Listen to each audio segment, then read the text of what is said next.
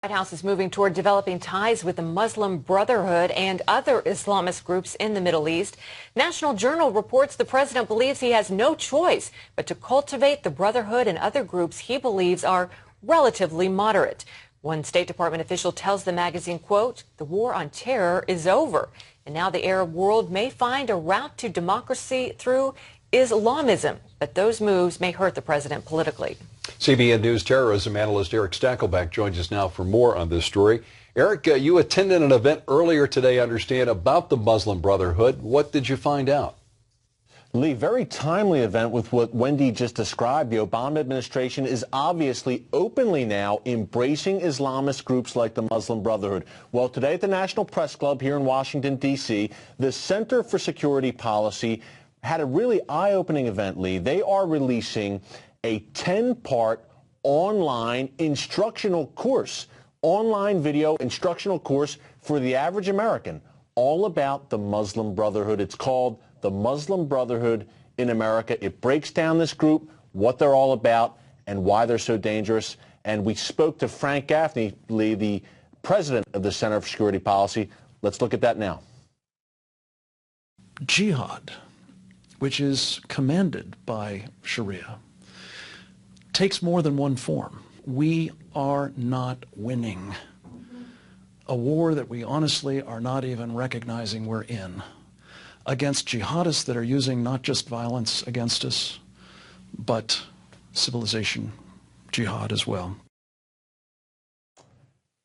And Lee, I think that was a real takeaway from this event today, what Frank Gaffney just said. There are many forms of jihad that our enemies are using, and not only violent jihad. For the Muslim Brotherhood, it is a stealthy type. Frank Gaffney called it civilization jihad.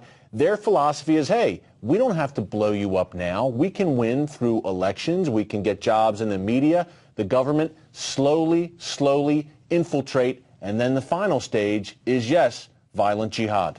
So let me ask the question, is the war on terror over? Well, first of all, Lee, it's not a war on terror. You know, I've never liked that term for the past 11 years. Since the Bush administration christened it, terrorism is only a tactic. The tactic is motivated by an ideology, and that is the enemy, Lee, that Islamist ideology. This is, as Frank Gaffney once again described today at the event, and I agree with him, this is Islamic jihadist war against us, a war against America carried out by Islamic jihadists, not a war on terror, an abstract term.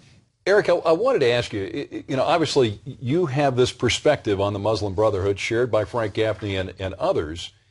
Does the White House, has someone just pulled the wool over their eyes with regards to the Brotherhood, or do they don't care and they're going to pursue this relationship?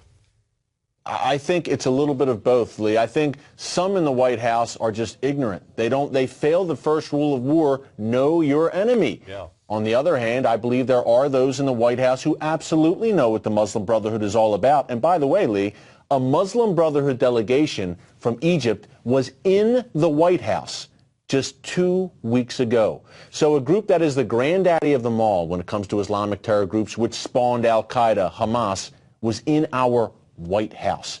The Obama administration, most of them, the decision makers, they know what the Brotherhood's about, Lee, but they think the Brotherhood can be tamed, can be used against those really bad guys in al-Qaeda. Well, there's not much that separates the Brotherhood and al-Qaeda other than tactics. Al-Qaeda wants to kill you now, blow you up now, and as I said, the Brotherhood is more patient, but the end game is the same, Shari'ah law for one and all. Yeah. All right, Eric, thanks for this insight. And to hear more of Eric's thoughts on the Muslim Brotherhood and get the latest news on terrorism issues around the world, we invite you to watch Eric's show, Stakelback on Terror, and you can see it on cbnnews.com.